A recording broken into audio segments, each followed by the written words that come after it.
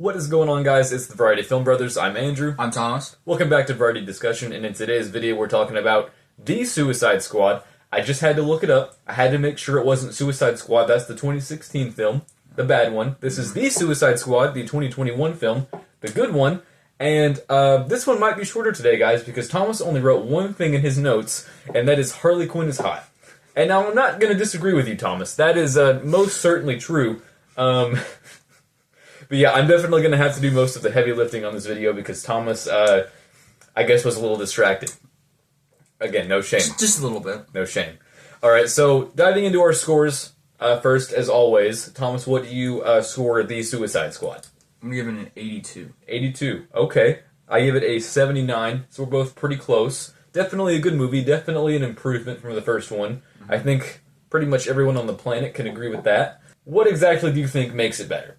Like, say, let's pretend it's not completely obvious. Let's talk about why exactly it's better. I think the characters got better. Oh, for sure. Like, you got Bloodsport. You have Bloodsport.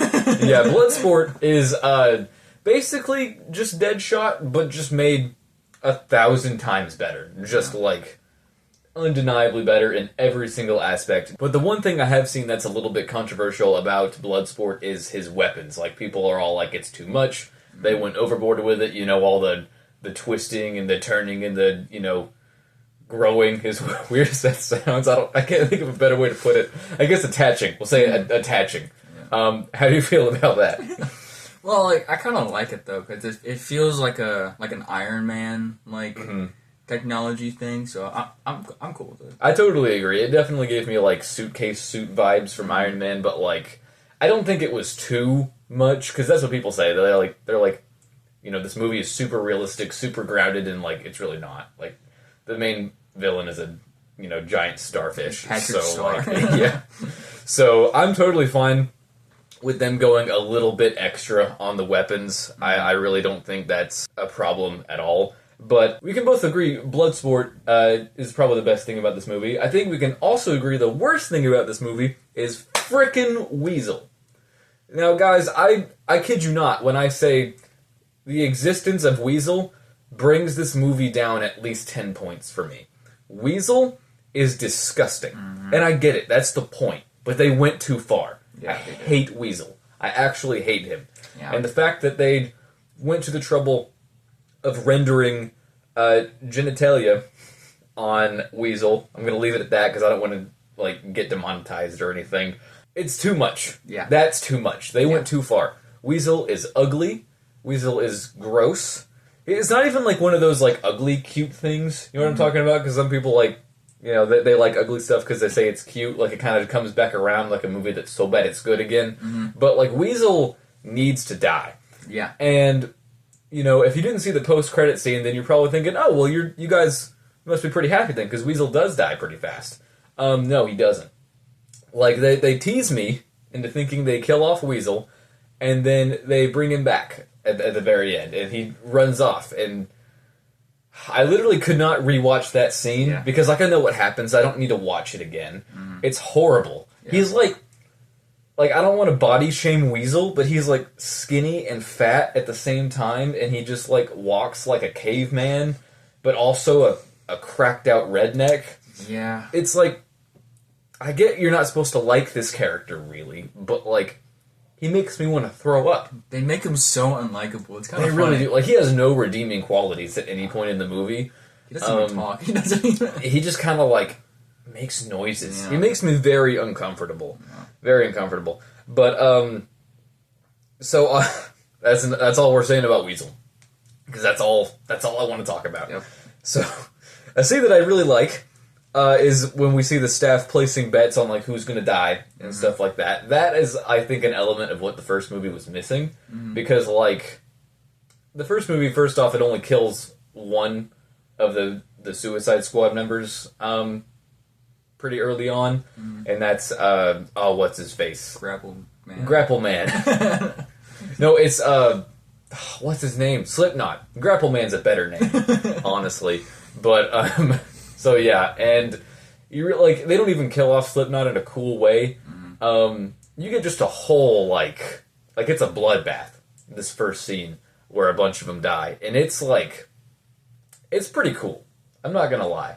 And then I can't help but feel like they brought back Captain Boomerang just to kill him off as sort of like a middle finger to the first movie, as in like, yeah, we can do better than that. But I actually really like his death scene too, where he just gets completely like eaten up by the helicopter blades. Like, that's just cool. And then you've got some funnier deaths, like Javelin Man. Yeah. I don't think that's his name, but we got his death scene with Harley, and that's a nice little scene. That one alien chick who burns to death, I don't know her name at all. There's a lot of characters in this movie, and thankfully you don't really need to know their names, or else it would get really, really complicated. But yeah, so like, I'd say about half of the initial Suicide Squad members die in the first like 10 minutes, and that's pretty good. Pete Davidson gets shot in the head. I know there are a lot of people who really don't like Pete Davidson that probably really liked to see that. Yeah. So, most of them I don't think we could have gotten very cool scenes with anyway, like the detachable kid. Yeah.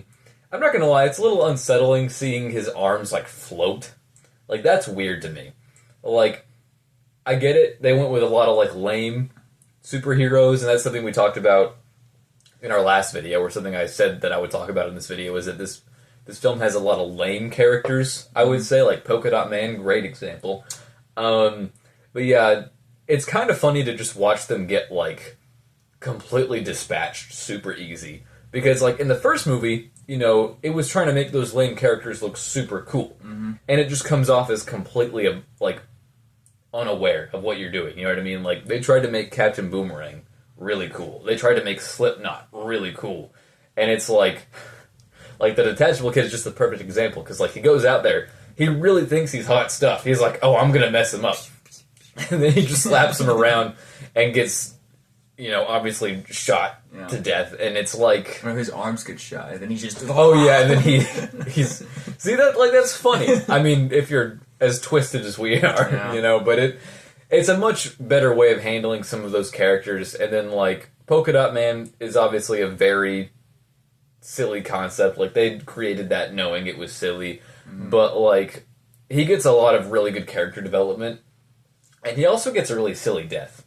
He just gets stepped on by a starfish. Yeah. Like, this movie is really weird, but it's also really serious at the same time. Like, it really has, I don't know how well it balances that tone. And I think that's why my score for it might be so low, is because, I mean, as low as it is, I wouldn't say a 79 is low, but a lot of people say this is like an A-plus movie, and it's just not that for me. Yeah. Like, I enjoy it, I enjoy watching it. It's not one I rewatch all that much. It's not amazing to me. You know what I mean? And I think that's part of it, is because, like, you do have a lot of great scenes.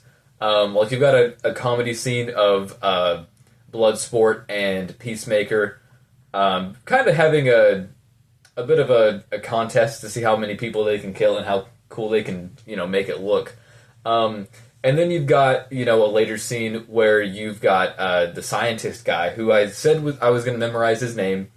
Didn't do that. Thinker. That's his name. That's his name? The Thinker. I'm pretty sure. I'm like 90% sure that's his name. Anyway, and then you've got, like, scenes with him showing how he's, like, experimented on, like, people being, like, cut in half and, like, their faces being ripped off and stuff like that. And it's like, this movie really is just, like, a tidal wave of just, like, weird, crazy concepts. Some of it's funny, some of it is super dark, and I just don't really think that's going to be for everybody. I enjoyed it, but it definitely creates a weird viewing experience. What do you think? It's kind of interesting how, like, once the alien sticks on their face, there's no way to get that person back. Yeah, that's kind of something that I think was a good decision, because this movie could have really easily been, like, oh, we're gonna take all the starfishes off their faces and save every single person. And, like, obviously, the Suicide Squad, it's not that clean of a franchise. They're not like the Avengers. They're not going to go out there and be like, yeah, we're going to try and save every single person we can. And that is what I like about them. That's something I don't like about Guardians 3. I know that's going to get me hated so hard.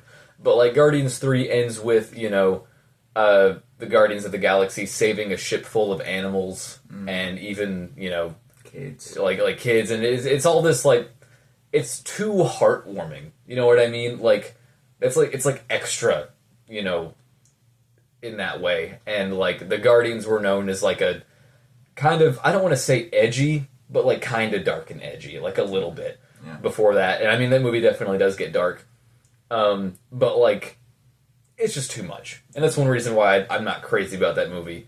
At least not nearly as crazy as a lot of people are about it. And I think that's what this one kind of gets right, is that they'll, you know, like they can pretty easily accept that the people with the starfish on their faces are gone, and it's not really brought up any further than that. Was there anyone important that got a starfish on them? I really don't think so. Obviously, none of the main characters do. So, like, it's really not used as much of an obstacle, like, any further than, like, just kind of giving Starro, the starfish, a little, like, an army, you know? That's pretty much the only purpose that those serve, I think. So, like, I'm fine with it. Glad they didn't, like, try to get too far into it. Something that's really small, but I definitely didn't like about this movie, probably only brought it down a couple points for me. I don't like the clever little, like, I wrote time cards in my notes, but that's not really what it is.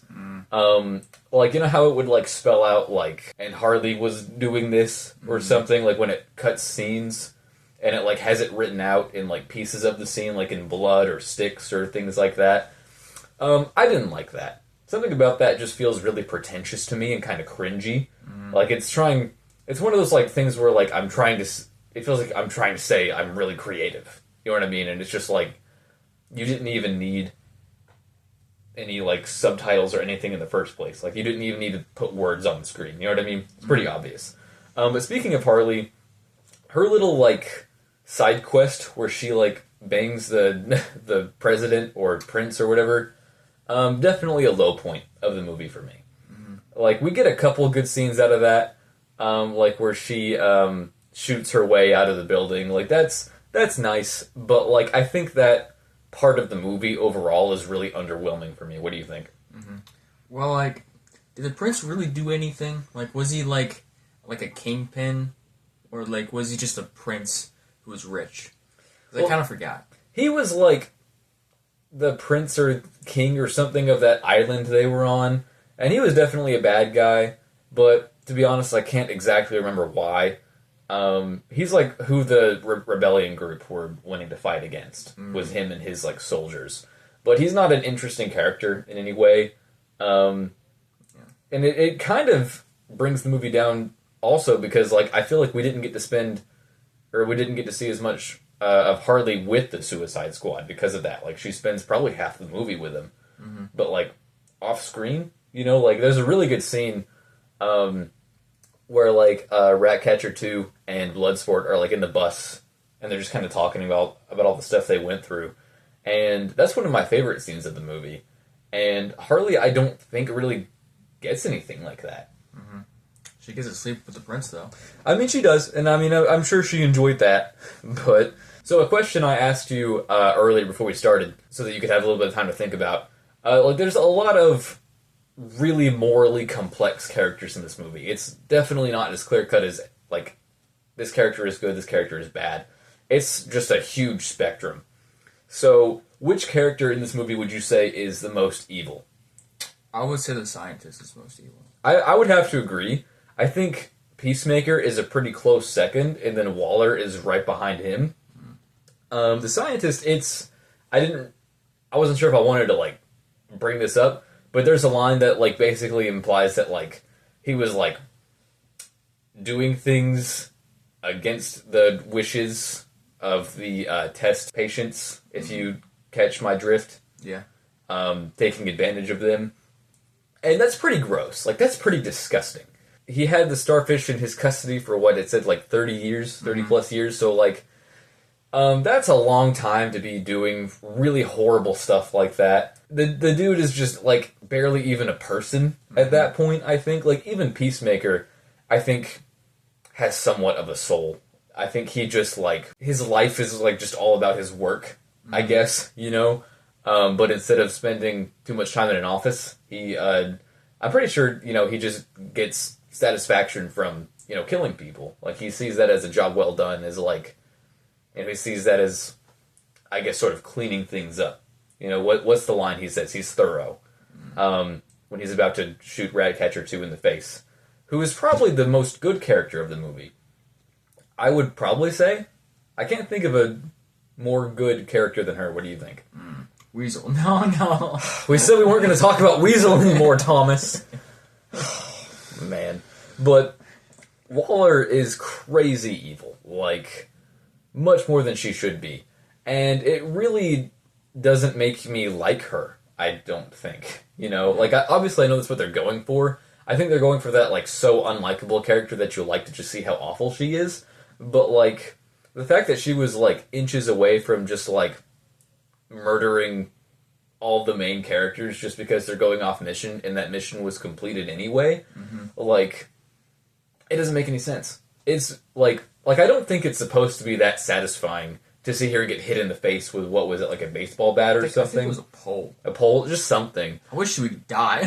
Like, honestly, like, if any of the characters in this movie deserve a death behind the main villain and, you know, Peacemaker, it's her. Yeah. Definitely. So, like, I don't think it's supposed to be a satisfying moment when she gets hit in the face. I think it's supposed to be funny.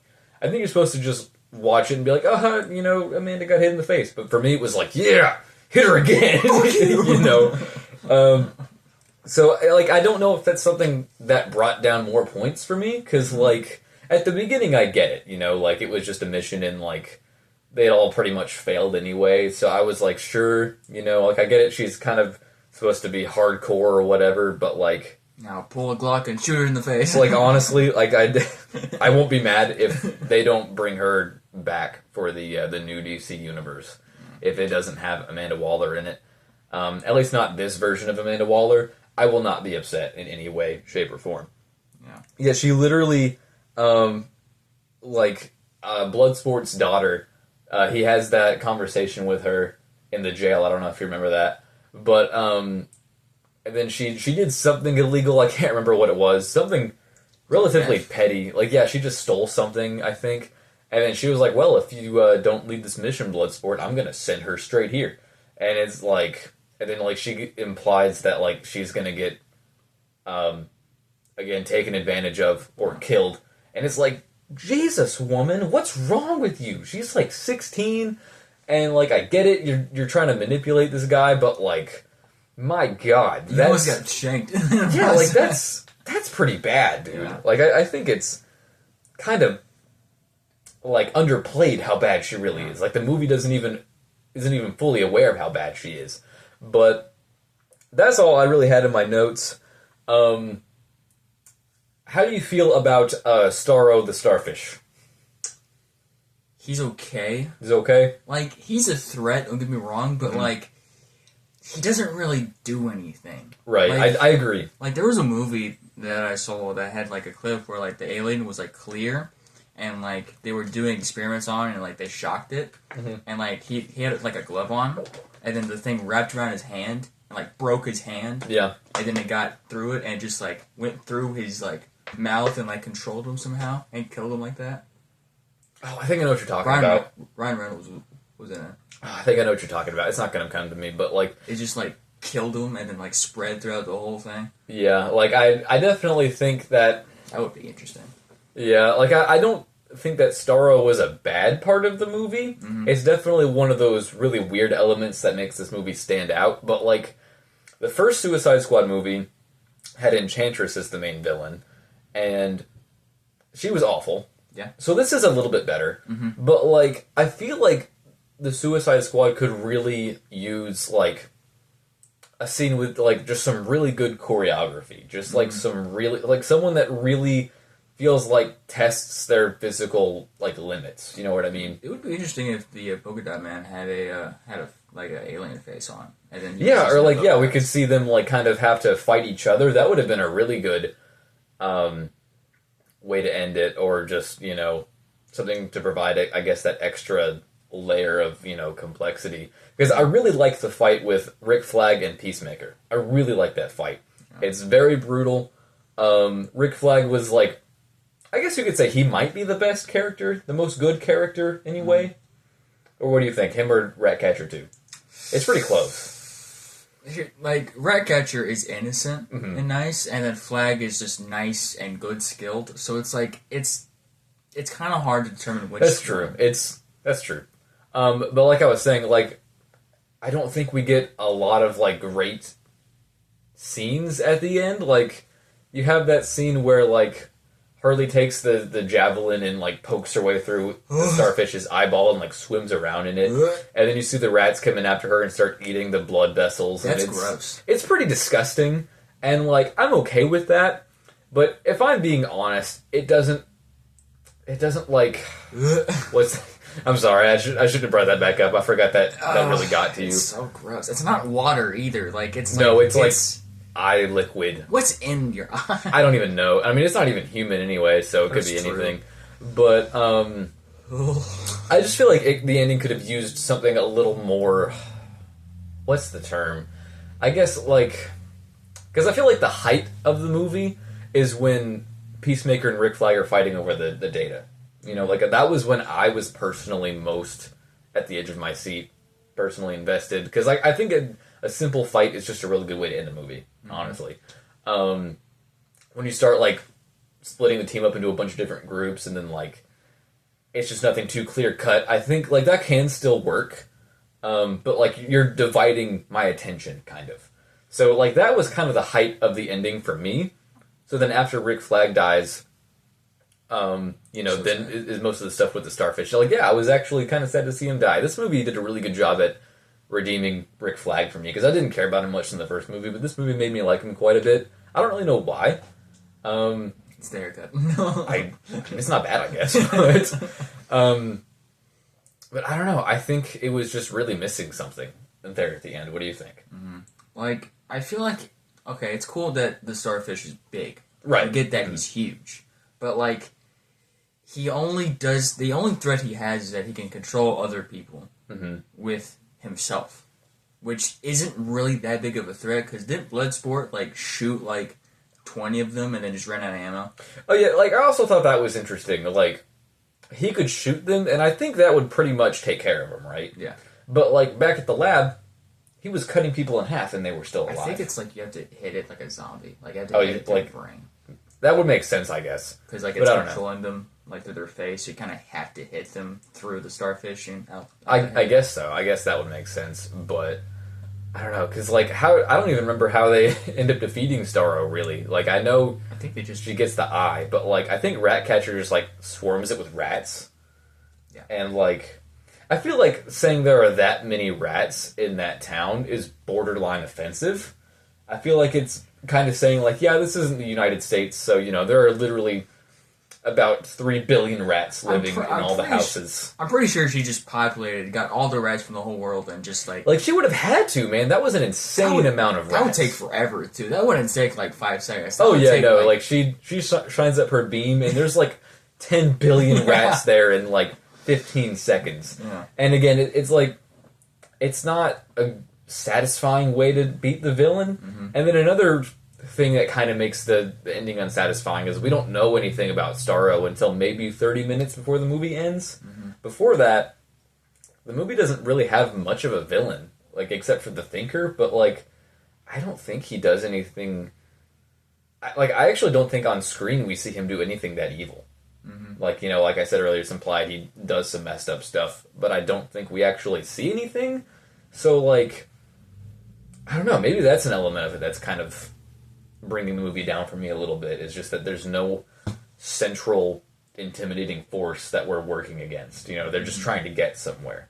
It would be interesting if they added a scene with the scientist and the prince, like, torching somebody. Like the prince was, like, behind the camera, just, like, yeah, and then, like, the scientist was torturing somebody. They had, like, the tape, like, I don't know, tape 1000, I don't know. Mm-hmm. But, like, you know, shows a little bit of that.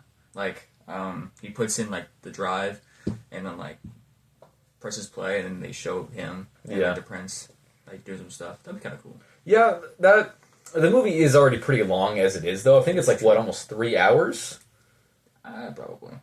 So it's a long one, so I could definitely see that maybe turning some people off too. But it's interesting because the first one, I think, if I remember right, was too short and too, like, choppy. You know, like, it it didn't really sit down with any of the characters for a while, whereas this one definitely has the time to do that.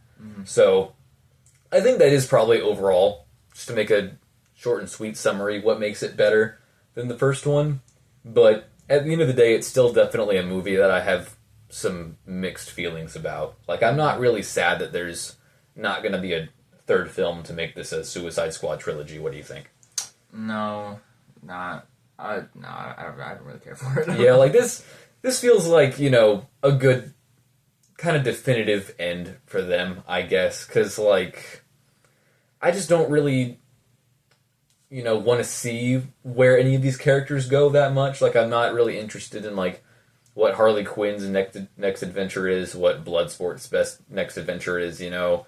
Like, they could still do cool stuff with those characters, although I don't think they will, because we're getting a new rebooted DC universe. But I would probably say this is the best film in the DCEU. What do you think, out of the ones you've seen? Yeah, probably. Not that it has very much competition. So. That is true. I've seen, like, what, 4? I think so. Yeah. I think so. So any more DCEU movies that we're going to review on this channel, they're probably going to not be nearly as positive as this one.